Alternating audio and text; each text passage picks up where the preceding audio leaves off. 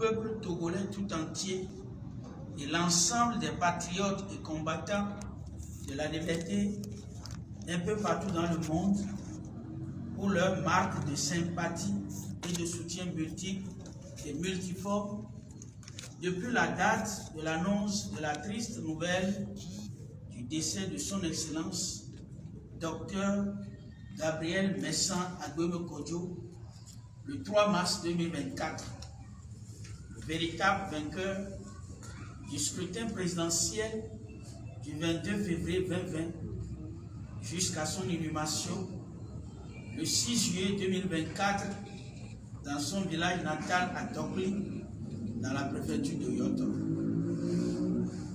La dynamique Monseigneur Kodjo et l'urgence républicaine tiennent la présente conférence de presse pour exprimer leur reconnaissance au peuple togolais qui croit toujours au combat du salut public et de la libération nationale qu'elle mène depuis près de 5 ans, et aussi pour annoncer la reprise de leurs activités et manifestations dans les jours à venir sur toute l'étendue du territoire national après presque 4 mois de deuil.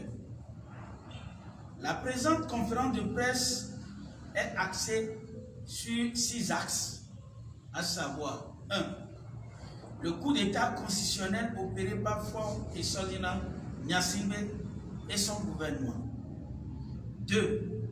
La subversion du droit international et l'inconséquence de la CEDEAO, de l'Union africaine et de l'ONU face à la confiscation de la souveraineté du peuple togolais. 3.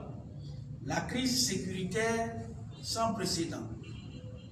4. Mission du Commonwealth au Togo. Déni de la DMK, souverain choix du peuple togolais et acteur incontournable dans la sortie de crise au Togo. 5. La restructuration de la DMK, enjeux et perspectives. 6. Reprise des activités du terrain de la DMK, de l'urgence républicaine après les obsèques du président légitime du Togo, son Excellence, feu Dr Gabriel Messan Agweme Kodjo. Pour ce qui concerne le coup d'État constitutionnel, cette conférence de presse est exclusive en une période où le Togo, notre cher pays, est aujourd'hui décrit comme un pays assis sur des braises. Les tenants et les aboutissants du pouvoir illégitime de Lomé doivent prendre conscience du régime massif, du changement unilatéral de la Constitution opéré notamment et contre la volonté du souverain peuple togolais et contre toute disposition constitutionnelle. Un changement scandaleux de la Constitution qui risque de sombrer davantage le Togo tout entier dans un abîme profond parce que, violant la Constitution du 14 octobre 1992, de même que le droit international, notamment les articles 1 et 2 des sections 1 et 2 du protocole A/SP1/12/01 de la CEDEAO sur la démocratie et la bonne gouvernance, additionnelle au protocole relatif au mécanisme de prévention, du règlement et de la gestion des conflits, tout comme l'article 23 de la Charte africaine de la démocratie, des élections et de la gouvernance de l'Union. La DMK et l'urgence républicaine qualifient le changement de la Constitution togolaise par une Assemblée nationale dont le mandat était à terme de crimes imprescriptibles contre le peuple togolais. Dans une lettre de la DMK adressée à la Cour constitutionnelle du Togo au lendemain du vote par une Assemblée nationale qui a fini son mandat du changement de la Constitution, la DMK demande expressément à la Cour constitutionnelle du Togo de se prononcer sur la forfaiture constitutionnelle et sur l'urgence de faire connaître sa position à l'opinion nationale et internationale. Mais contre toute attente, celle-ci répond à la DMK qu'elle n'est pas habilitée à la saisir pour ce qui concerne le changement anticonstitutionnel de la Constitution togolaise. C'est ainsi que la Cour constitutionnelle du Togo a visiblement cautionné la forfaiture anticonstitutionnelle et le peuple togolais demandera des comptes aux auteurs, aux commanditaires et complices le moment venu. Pour ce qui concerne l'inconséquence de la CEDEAO, de l'Union africaine et de l'ONU, la DMK et l'urgence républicaine s'indignent que lors de la 65e Assemblée générale de la Communauté économique des États de l'Afrique de l'Ouest, CEDEAO, aucune condamnation contre la violation des dispositions de la communauté par le régime impopulaire de Faure et Sozina Gnassingbé dans le changement de la constitution togolaise n'a été exprimée. Mais plutôt, la CEDEAO dit avoir pris note du changement de la constitution des jours avant la tenue des élections législatives et régionales, cautionnant ainsi le crime imprescriptible que le régime illégitime du Togo a commis contre le souverain peuple togolais. C'est ici le lieu de rappeler une fois encore que la lutte de la libération nationale des griffes et serres des dictateurs et des fauves qui ruinent et détruisent les Togolais et leur avenir et les compatriotes que nous avons commencé ensemble depuis des décennies doit être achevée par les Togolais eux-mêmes. Personne ne viendra nous libérer de la dictature que le régime uni incarne au Togo. Notre libération ne passera pas par une organisation internationale de quelque nature que ce soit, encore moins une quelconque rencontre avec ces organisations dont le but est de cautionner et de maintenir le peuple togolais dans une servitude générationnelle et dans une dictature féroce et l'unique dans la sous-région ouest africaine. Une dictature féroce reconnue comme telle.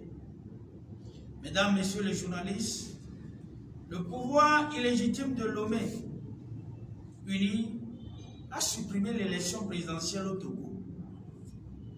Vu son humiliation, sa débâcle électorale et sa honte internationale à la suite du scrutin présidentiel du 22 février 2020, et vu que la DMK est désormais ancrée dans la mémoire individuelle et collective des Togolais, ne voulant plus de ces humiliations des forces démocratiques à l'avenir et ayant peur d'une nouvelle chute électorale devant les compatriotes plus déterminés aujourd'hui que jamais et dont aucun complot, manipulation ne sauront ébranler Faure et Sozina Gnassingbé tentent de se cacher derrière cette nouvelle constitution qui ne prospérera pas.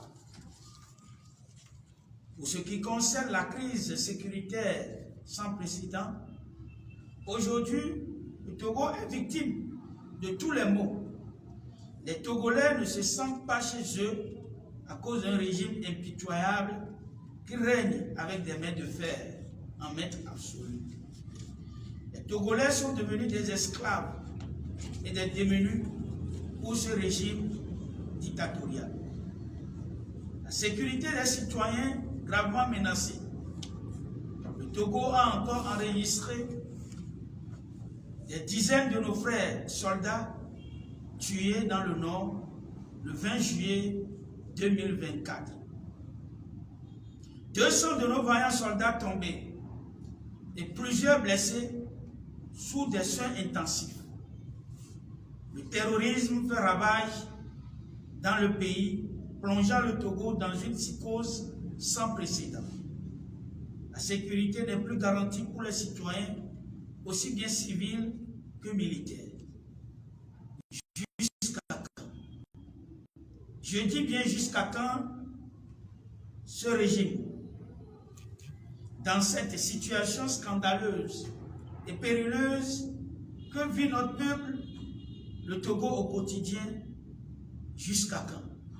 Les organes de la gestion électorale, les CENI, la Cour constitutionnelle vont toujours continuer à soutenir dans le faux un seul régime, une seule famille. Jusqu'à quand? Jusqu'à quand certains officiers de l'armée vont toujours continuer par arrêter arbitrairement et injustement les opposants lors de leurs manifestations ou à leur domicile pour plaire à un seul homme? Jusqu'à quand? Certains juges et magistrats vont toujours condamner les opposants innocents dans le crime commis et de réclamer le partage des richesses du Togo entre les mains des Togolais. Jusqu'à quand certains ministres, préfets, maires et militants unis vont toujours narguer les populations et le souverain peuple togolais pendant que les vies des honnêtes citoyens sont en péril? Pour ce qui concerne la mission du Commonwealth au Togo, la coordination nationale de la dynamique Monseigneur Kodjo DMK a été saisie par les services compétents du secrétariat général du Commonwealth le 12 juin 2024 à 14 h de leur arrivée le 15 juillet de la secrétaire générale pour échanger avec des acteurs politiques et de la société civile sur les actualités sociopolitiques. Après les échanges avec les acteurs politiques du pouvoir uni, la DMK a constaté que le Commonwealth n'a plus voulu la rencontrer. La DMK, l'urgence républicaine, rappelle au peuple togolais cette citation du capitaine Isidore Thomas Sankara: l'esclave qui n'est pas capable d'assumer sa révolte ne mérite pas que l'on s'apitoie sur son sort. Cet esclave répondra seul de son malheur s'il fait des illusions sur la condescendance suspecte d'un maître qui prétend l'affranchir. Seul la lutte libère. Mesdames, Messieurs les journalistes, la DMK et l'urgence républicaine déplorent la politique et la gouvernance qui consistent à satisfaire l'extérieur et abandonner son peuple dans la misère, dans la souffrance et dans la maladie. Le Togo est devenu l'orphelinat de l'humanité, d'où nous devons nous lever dans un mouvement d'ensemble pour arrêter l'hémorragie, pour arrêter la gabegie et notre immolation continue à travers une gouvernance piteuse et puante. Souverain peuple togolais, il nous revient de dire non à ce régime uni qui n'est autre chose qu'un regroupement composé des gens qui font allégeance au prince monarque au lieu de servir le peuple togolais. Il est inadmissible de regarder notre pays sombrer chaque jour dans des rigoles et caniveaux de la gouvernance calamiteuse. Nous sommes devenus des curiosités de l'Afrique et d'ailleurs à cause de l'incompétence, de la gabegie, de la corruption et de la concussion et de la dilapidation et des pillages de nos ressources par une minorité aux bottes et aux ordres. Mesdames, Messieurs les journalistes, pour ce qui concerne la restructuration de la dynamique Monseigneur Kodjo, la dynamique Monseigneur Kodjo, comme vous le savez, est fondée par le binôme Kodjo et Agueomé. Et cette dynamique se veut plus consolidée et plus renforcée pour l'achèvement de la lutte de la libération nationale. Ainsi, au niveau régional, les antennes de la DMK sont renforcées avec la nomination des porte-paroles régionaux. Ainsi, on note des porte-paroles régionaux dans chaque région. La coordination nationale aussi a été renforcée par la nomination aux postes des agents pour la reprise des activités du terrain de la DMK et de l'urgence républicaine. La DMK et l'urgence républicaine viennent par la présente conférence de presse et à la suite du pacte et du serment sacré de loyauté au peuple togolais signé par le binôme Odjro et Agbeome, réitérer la continuité de ce serment sacré par les héritiers que nous sommes pour la suite et l'achèvement de la lutte de libération nationale. La DMK et l'urgence républicaine réitèrent une fois encore leurs exigences qu'elles portent depuis le début de leur combat, à savoir 1. Le retrait pur et simple de M. Faure et Sofina Nassingé des arènes du pouvoir. 2.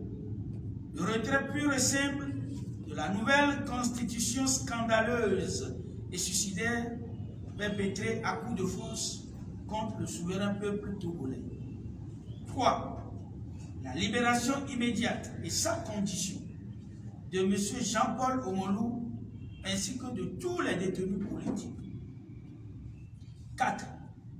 Le retour de tous les exilés politiques. 5. L'amnistie générale. 6. La convocation des assises nationales inclusives qui déboucheront sur l'implémentation du triptyque structurant l'offre programmatique largement plébiscitée le 22 février 2020 par le souverain peuple togolais, à savoir transition constituante, refondation éthique du Togo, en vue de la souveraineté intégrale du Togo et de l'émergence glorieuse du Togo, phare et or de l'humanité. Fait à Lomé, le 22 juillet 2024, la dynamique Monseigneur Odjro et l'urgence républicaine. Je vous remercie.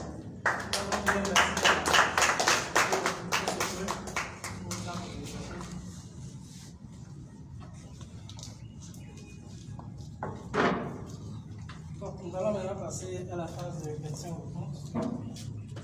Si vous avez des inquiétudes ou des éclairages. Oui, changement. Oui.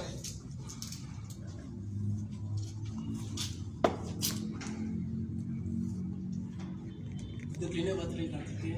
C'est Nénénao du journal Le Changement. Allez-y. Ah d'accord. Je croyais que vous allez prendre d'abord...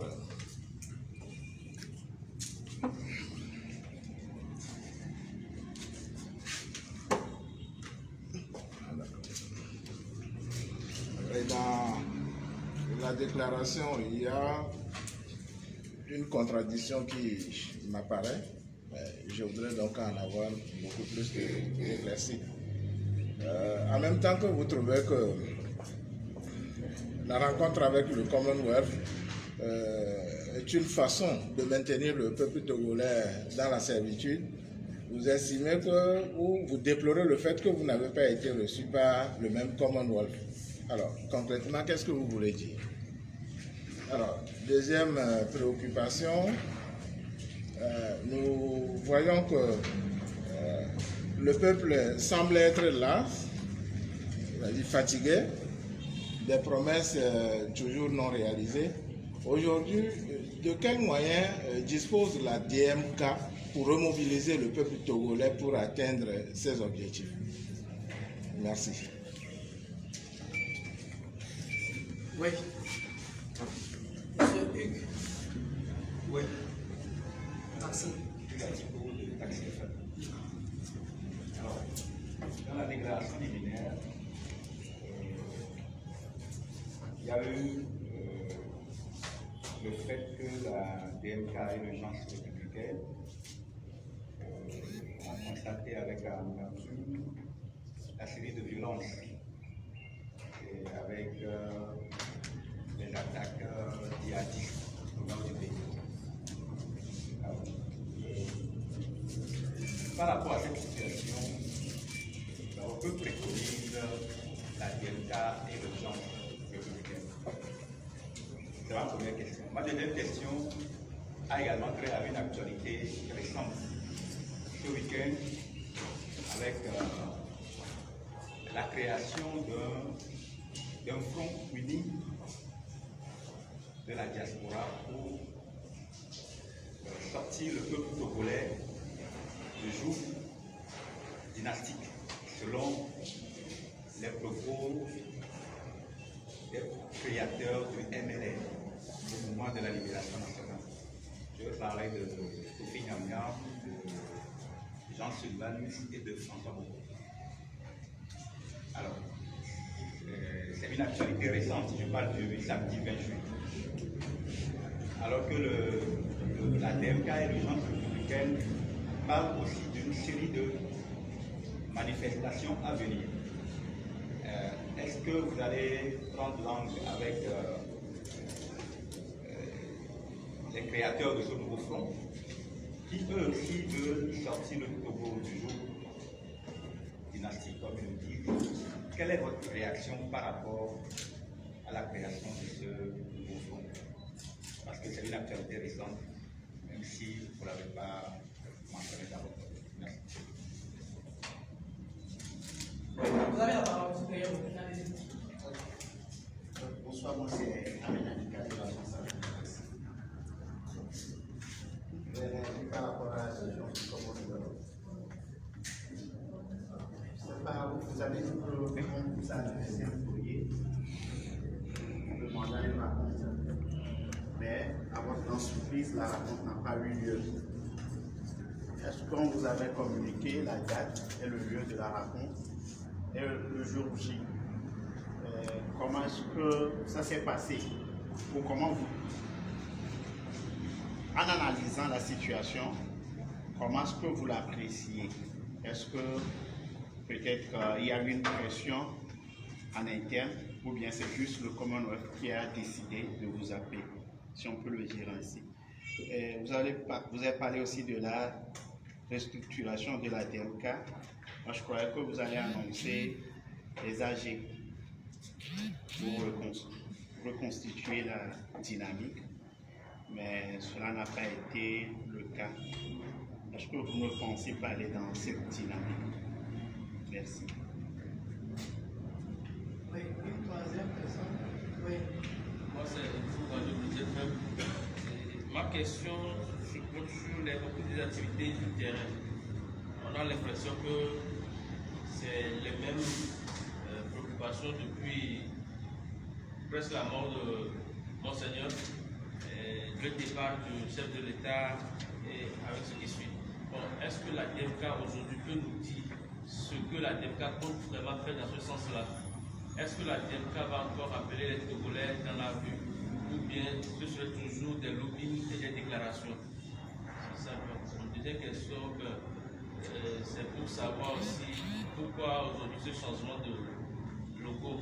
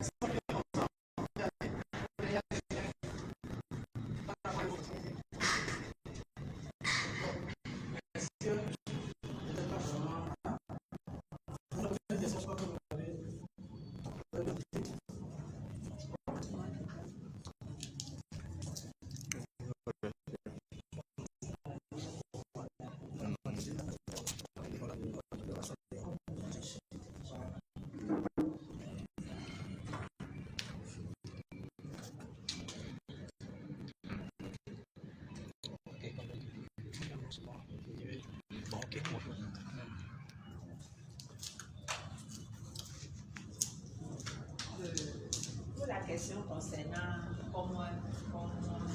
ouais.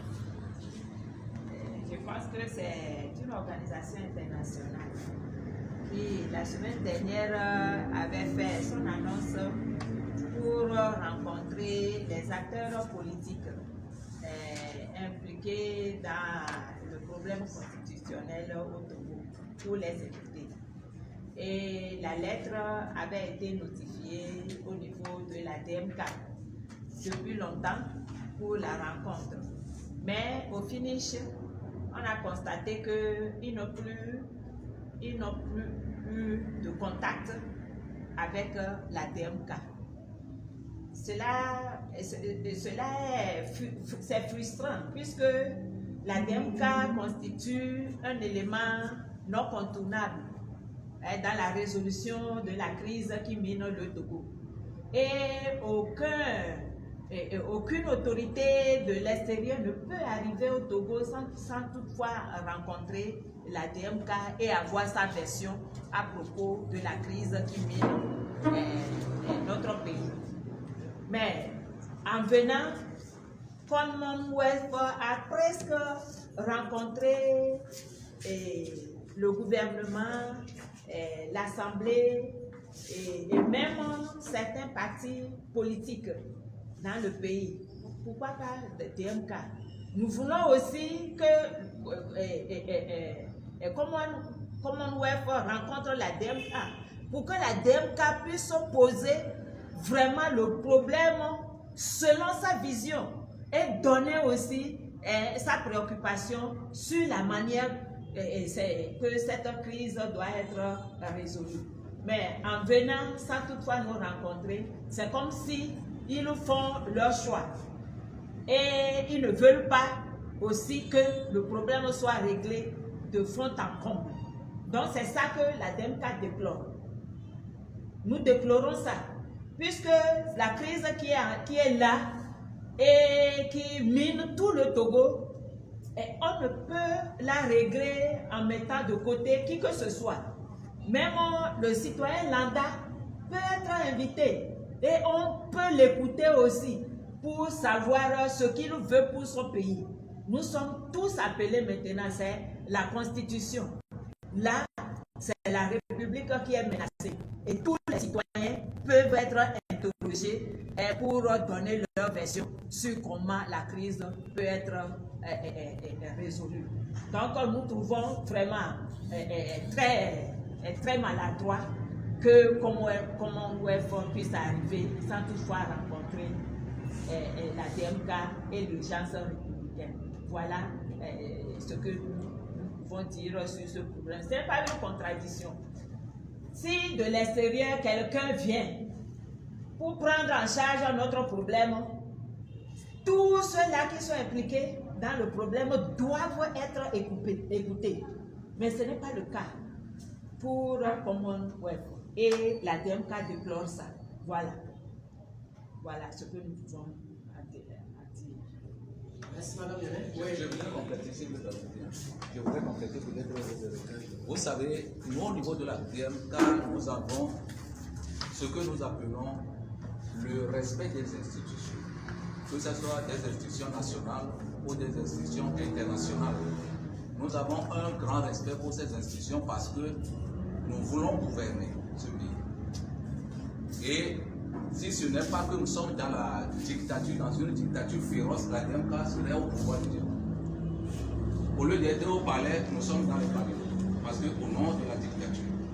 Alors lorsque moi j'ai été saisi par le service compétent du secrétariat général du Commonwealth, on a beaucoup posé. Et c'est parce que nous nous sommes mis d'accord sur un certain nombre de points qui n'ont pas été respectés. C'est pour cela que nous révérons ce que nous sommes en train de dire. Sinon, le fait de nous avoir pas rencontrés ne nous pose pas de problème. Mais le fait de nous avoir avertis, de nous avoir appelés, et que le fait d'avoir mis sur pied un certain nombre de choses, et qu'ils sont arrivés, rencontrés,